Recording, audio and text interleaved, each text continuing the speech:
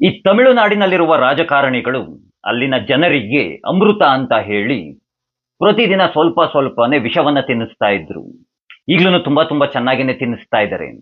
ಇದನ್ನ ನೋಡಿದಂತಹ ಆಮ್ ಆದ್ಮಿ ಪಕ್ಷದ ಅರವಿಂದ ಕೇಜ್ರಿವಾಲ ನಾನ್ಯಾಕೆ ನಮ್ಮ ದೆಹಲಿಯ ಜನರಿಗೆ ವಿಷವನ್ನ ತಿನ್ನಿಸಬಾರ್ದು ಅಂತ ತಿಳಿದು ದೆಹಲಿ ಜನರ ಮುಂದೆ ಹೋಗಿ ದೆಹಲಿ ಜನರಿಗೆ ನಾನು ನಿಮ್ಗೆಲ್ಲ ಪ್ರತಿದಿನ ಅಮೃತವನ್ನ ತಿನ್ನಿಸ್ತೀನಿ ಅಂತ ಹೇಳ್ದ. ಪಾಪ ದೆಹಲಿ ಜನರನ್ನು ಪ್ರತಿದಿನ ಅಮೃತ ಸಿಗುತ್ತೆ ಅಂತ ತಿಳಿದು ಕೇಜ್ರಿವಾಲನ ಮಾತುಗಳನ್ನ ನಂಬಿ ಅಮೃತ ಅಂತ ತಿಳಿದು ವಿಷವನ್ನೇ ತುಂಬಾ ತುಂಬಾ ಚೆನ್ನಾಗಿ ತಿಂದ್ರು.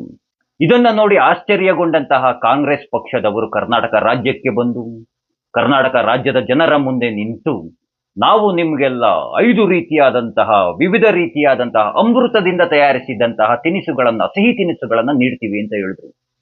ನಮ್ಮ ರಾಜ್ಯದ ಜನತೆಯನ್ನು ಎಷ್ಟರ ಮಟ್ಟಿಗೆ ಕಿತ್ತಾಡಿ ಒಡೆದಾಡಿ ಬಡ್ದಾಡಿ ಅಮೃತ ಅಂತ ತಿಳಿದು ವಿಷವನ್ನ ತಿಂದ್ರು ಅಂತಂದ್ರೆ ತುಂಬಾ ತುಂಬಾ ಕಷ್ಟಪಟ್ಟು ವಿಷವನ್ನ ತಿಂದ್ಬಿಟ್ರು.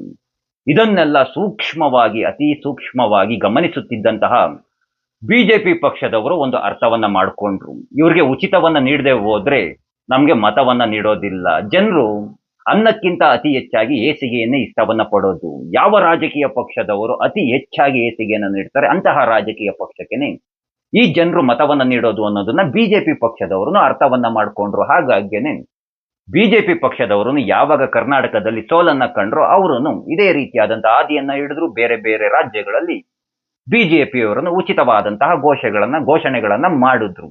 ಅಲ್ಲಿಯೂ ಸಹ ಬಿಜೆಪಿ ಪಕ್ಷದವರು ಗೆದ್ರು. ಒಂದು ಇಲ್ಲಿ ಅರ್ಥವನ್ನ ಮಾಡ್ಕೊಳ್ಳಿ, ಜನಸಾಮಾನ್ಯರು ಇಲ್ಲಿ ನೀವು ಸರಿ ಇದ್ದೀರಾ ಅಥವಾ ರಾಜಕಾರಣಿಗಳು ಸರಿ ಇದ್ದಾರಾ ಅಥವಾ ರಾಜಕಾರಣಿಗಳ ಪಕ್ಷಗಳು ಮಾಡ್ತಿರಂತಹದ್ದು ಸರಿ ಇದೆಯಾ ಅಂತ.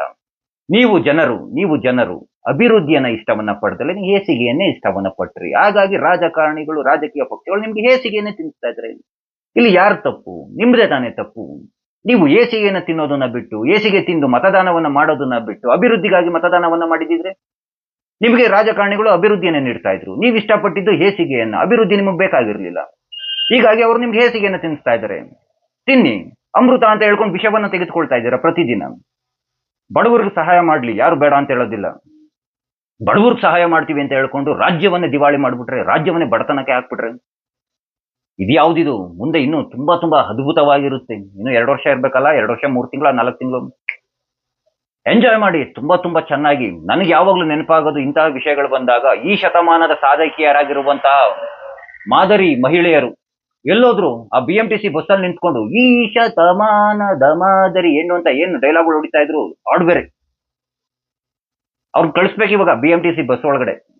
ಹೇ, ಉಚಿತ ಉಚಿತ ಉಚಿತ, ನನಗೂ ಉಚಿತ ನಿನಗೂ ಉಚಿತ, ಎಲ್ರಿಗೂ ಉಚಿತ, ಎಂಜಾಯ್ ಮಾಡಿ ಅಂತ ಹೇಳ್ತಾ ಆ ಕೃಷ್ಣ ಎಲ್ಲರಿಗೂ ಒಳ್ಳೆಯದನ್ನ ಮಾಡಲಿ. ಎಲ್ರಿಗೂ ಧನ್ಯವಾದಗಳು. ಜೈ ಶ್ರೀ ಕೃಷ್ಣ.